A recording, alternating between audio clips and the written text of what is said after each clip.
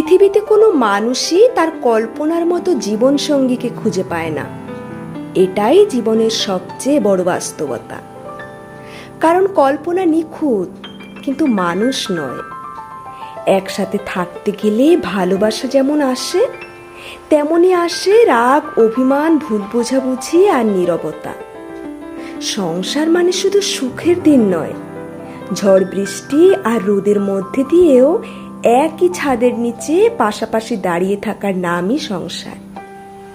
আজকাল অনেকেই সাময়িক সুখ, অহংকার কিংবা অন্যের কুবুদ্ধিতে নিজের ঘর ভেঙে মুক্তি খোঁজে। কিন্তু সময় একদিন বুঝিয়ে দেয়, ভাঙা সংসারের একাকিত্বও এক ধরনের কারাবাস, যেখানে শান্তি শেষ হয় না। যারা প্রতিটি ঝড়ের মধ্যেও একে অপরকে ছেড়ে না দিয়ে সমঝোতার পথ বেছে নেয়, তারাই প্রকৃত বিজয়ী।